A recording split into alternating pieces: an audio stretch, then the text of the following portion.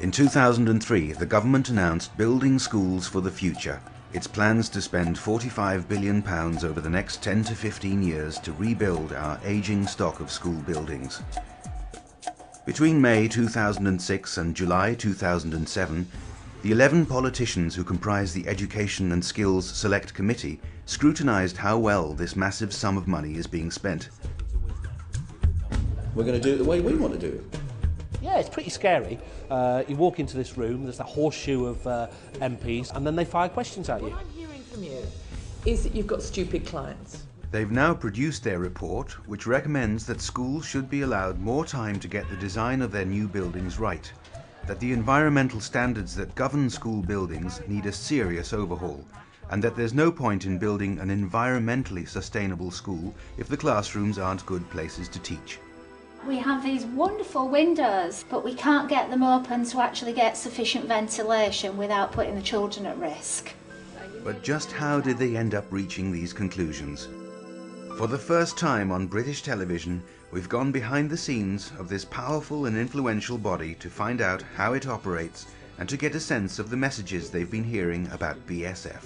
Okay, if it's not about bright new shiny buildings, what is it about? This unique insight will take us into evidence sessions with some of the country's leading experts on school design and construction. Where do we stop this sort of pandering to young people? And we'll travel with the committee as they investigate some of the most recently built schools. Our exclusive access will reveal the committee's thoughts at every stage of their journey as they struggle to come to conclusions on how well the Building Schools for the Future programme is doing.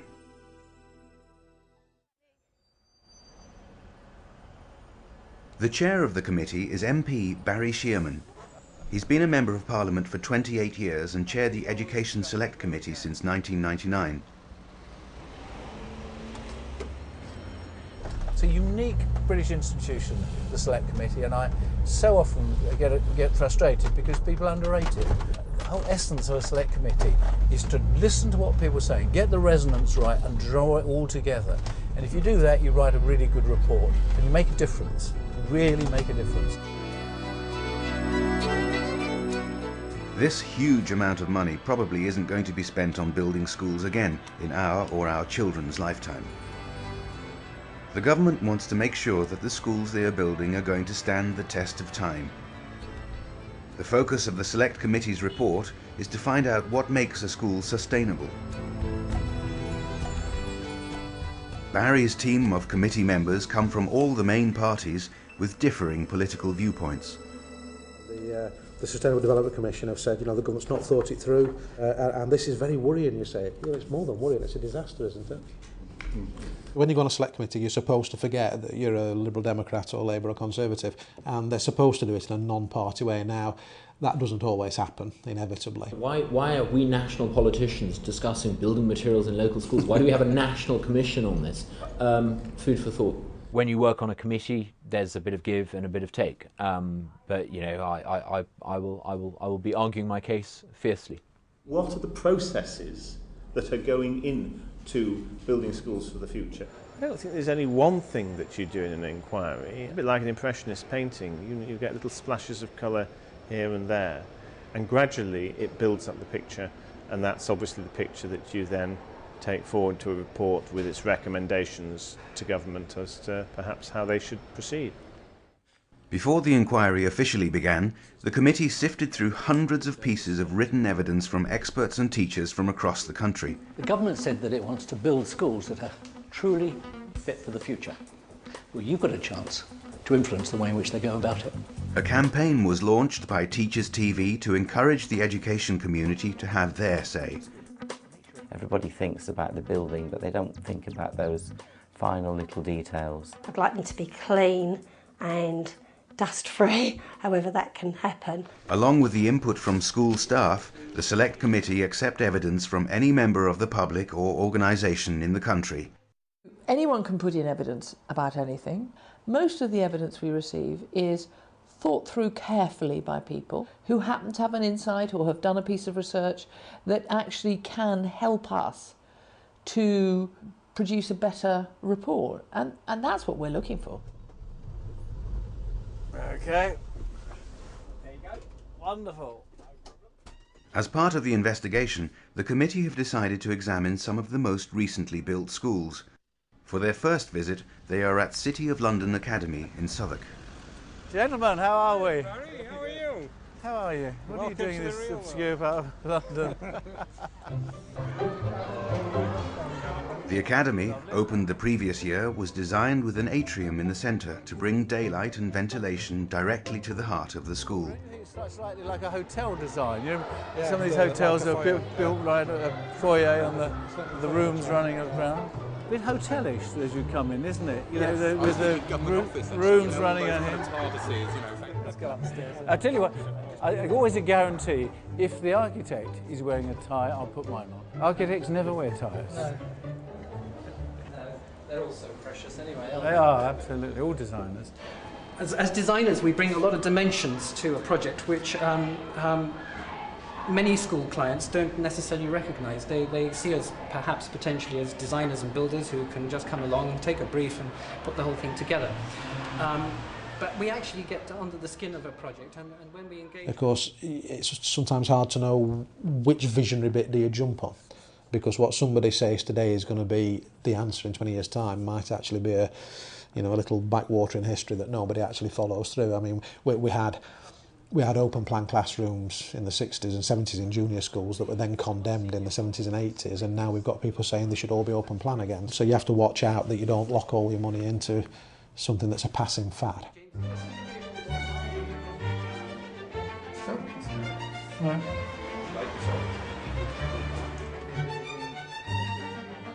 Yes.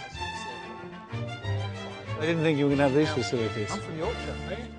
I think just experience shows you that you've got to dig beneath the surface all the time to get a holistic view.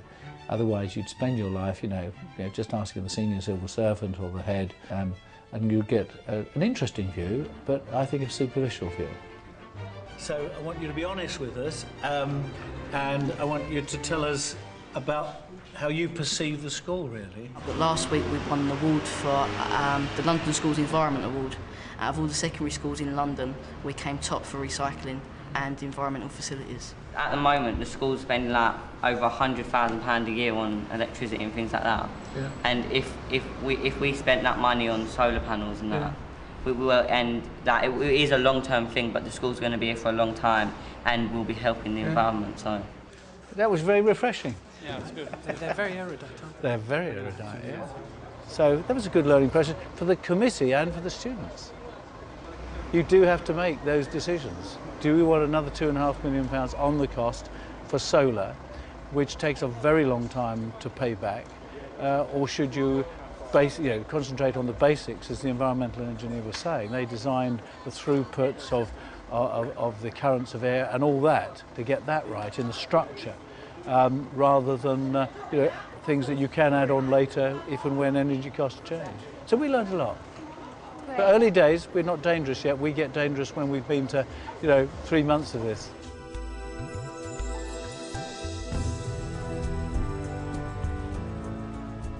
Barely 2 months into the inquiry, and CABE, the government's think tank on architecture, publish a damning report stating that nearly half of the new schools being built in the country are falling way below standard. The committee call in CABE representative Richard Simmons and Ty Goddard from the British Council for School Environments. These are not name and shame type photographs, although we can... Well, isn't it about time we started naming and shaming some of the people building some of this awful stuff? We're trying to, what we're trying to do is give examples of good practice, but we also have to look at what hasn't worked. Well, this committee gets around a bit. It's forensic, and it's exciting. It's really, if you know that you've teased out some information that they didn't really want to give you, but in the circumstances did, that can really add value. Next up in the witness box is John Sorrell, founder of the Sorrell Foundation, which champions the involvement of children in school design. Conservative MP Robert Wilson is keen to cross-examine him. What children think is the thing to do today, in 10, 20 years' time may be completely different. How will these schools stand the test of time? Well, they're not designing it. What they are, as part of the client stakeholder group, and on the Building Schools for the Future programme, there are lots of people on the client side. But you're saying they're influential in the decisions. They should be. Design. I'm not saying they are at the moment, and that's one of the things I'm asking for, because they aren't at the moment. It was a very interesting experience. There were also some very strange questions, such as why do we need to bother to design decent schools for children? Why can't we just put them in sheds, which I thought was completely extraordinary. Where do we stop this sort of pandering to young people in schools? Where do we draw the line? Do we start offering them manicures when they ask for them? It's a thought, isn't it? I don't think so. How far are you prepared to go? Well, what I would... We're looking for insight.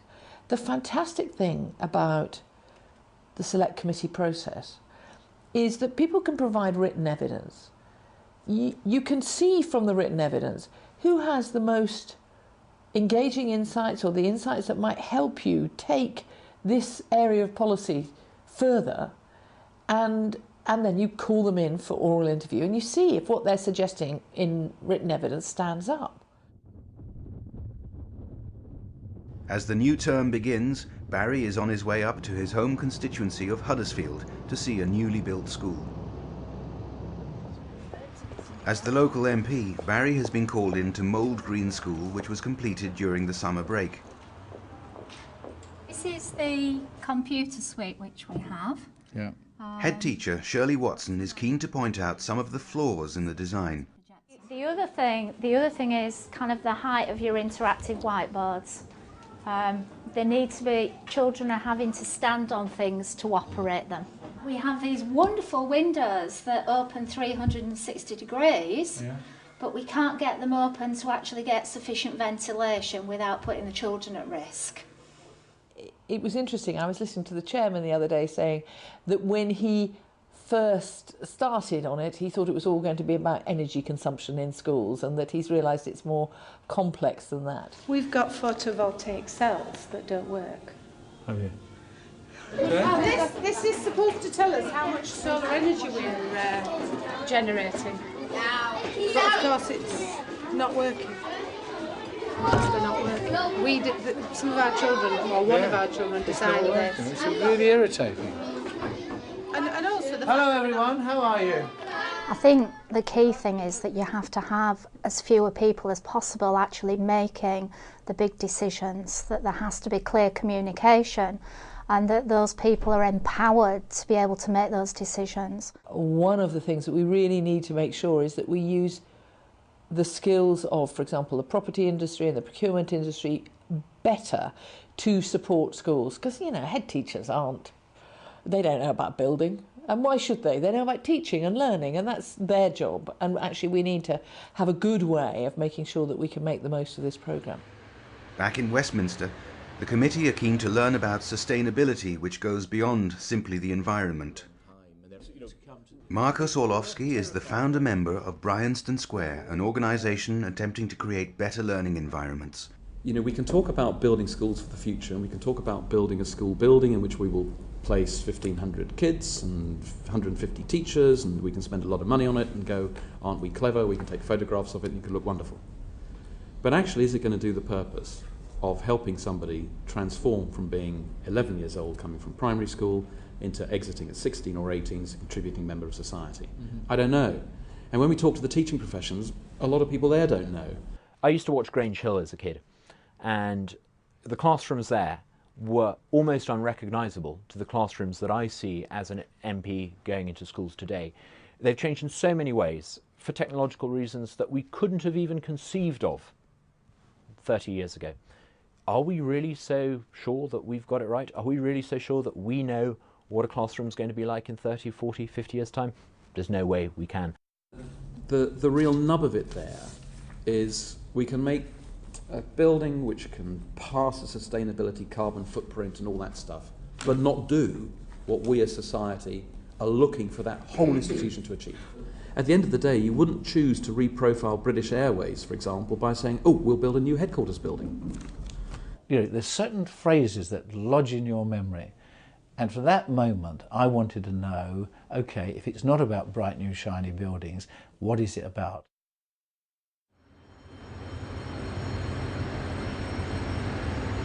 As Barry and the committee continue with their efforts to come to a conclusion about exactly what makes a school sustainable, the Building Schools for the Future programme gathers pace. On top of this, on 30th of October 2006, the Stern Review into the economic effects of climate change is released. It creates ripples around the world, stating that all environmental building standards will need to be significantly raised.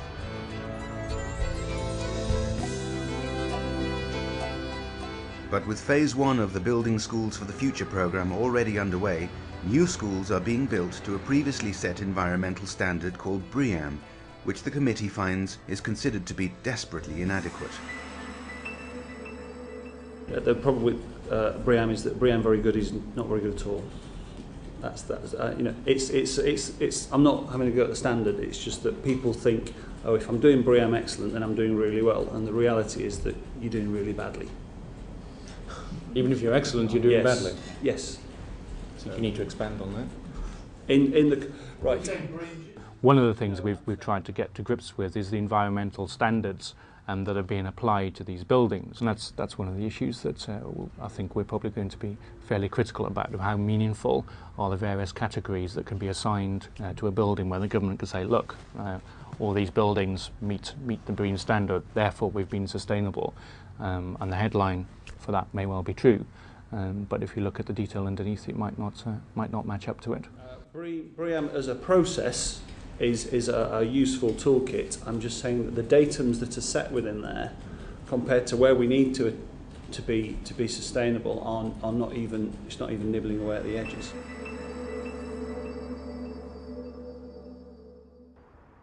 Armed with this new information, the committee follow up the BREEAM evidence session with a visit to St. Francis of Assisi Academy in Liverpool.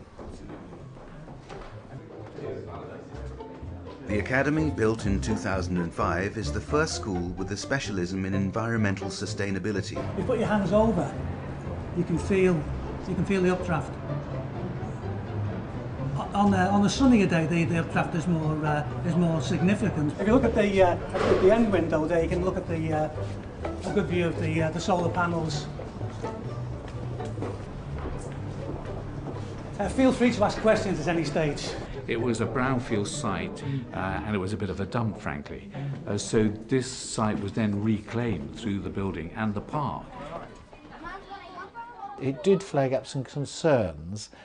Once you build on a restricted site, you are restricted in terms of the amount of play area, the amount of expansion, the amount of light you can have in a building. It did worry me, from St. Francis of Assisi, that there wasn't as much light as I'd like to have seen, especially in those big areas that were sort of buried in, under the school, at the bottom of the school.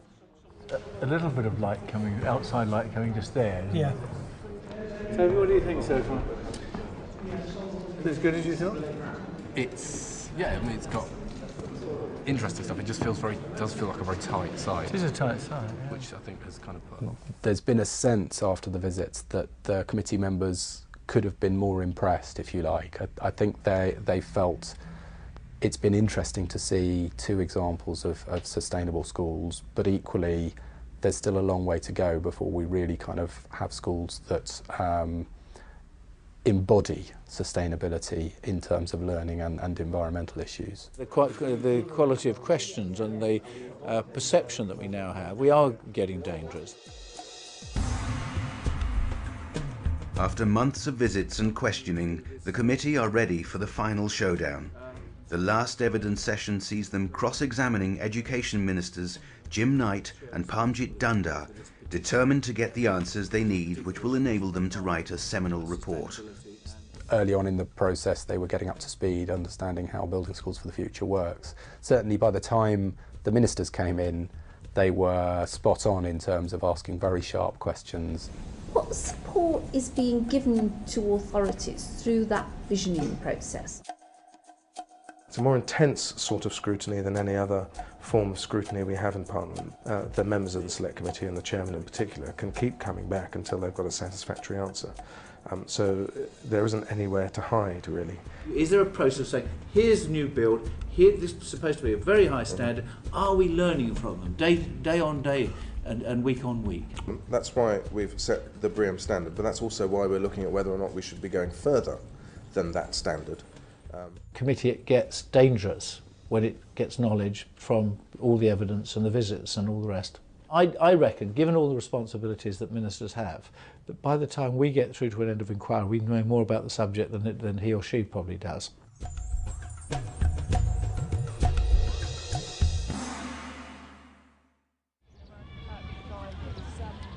For their final school visit, the committee attempt to get an answer to their most elusive question: what a classroom of the future might look like. Barry has just called, who's somewhere very near. They travel to Maidstone to visit Chris Gerry at Cornwallis School. Chris is the executive head teacher of a federation of 3 schools in which he is testing some interesting new ideas. Chris takes them to one of the schools in his federation. He's keen to show them his attempt at testing his novel new learning space.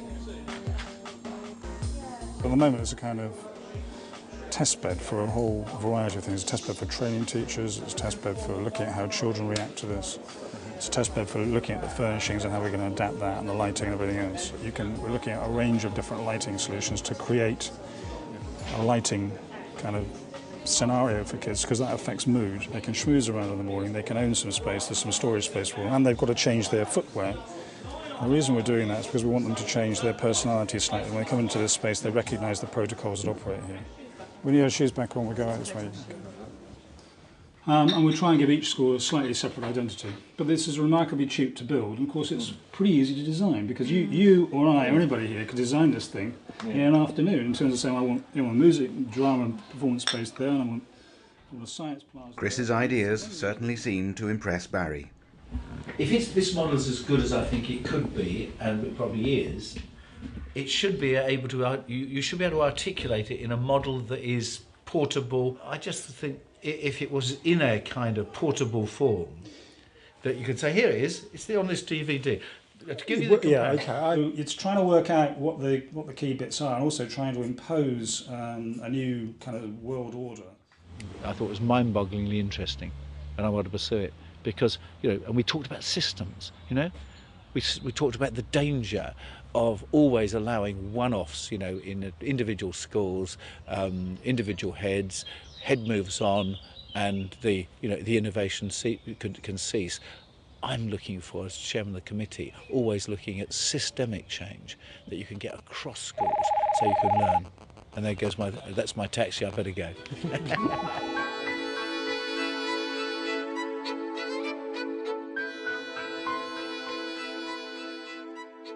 We've now travelled a distance and we're coming very close to what we call a wrap-up seminar to say, what have we learned? And what does that mean for the kind of recommendations we're going to make to government?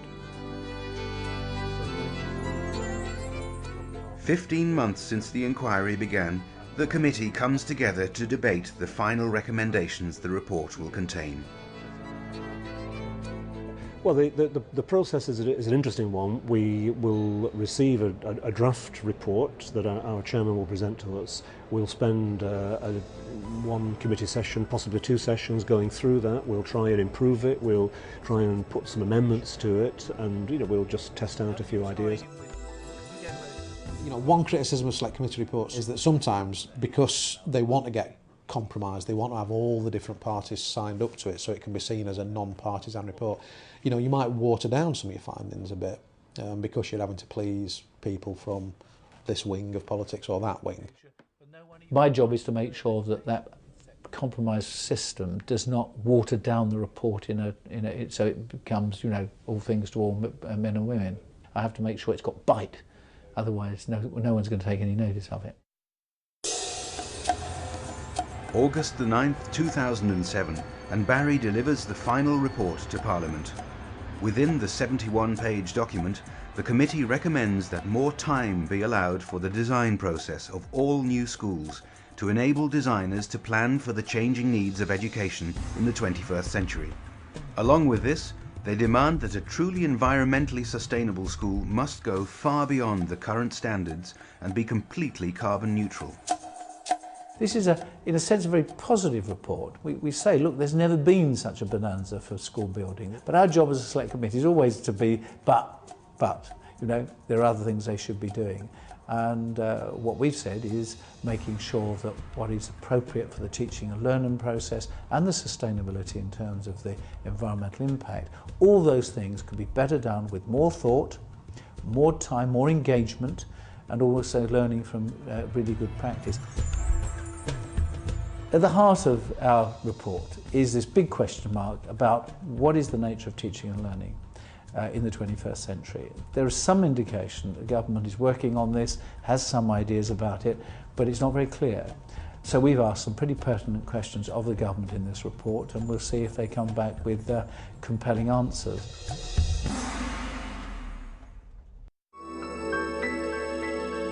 We spend all this time looking at a policy issue in great depth and having great deliberations. But the key point, of course, is whether the government actually takes some notice of it. In my view, experienced ministers who are confident in their jobs look at select committee reports very carefully. They're a good thing. It's good to have the scrutiny, and it's good to have the committee and Parliament have a fresh look at what we're doing.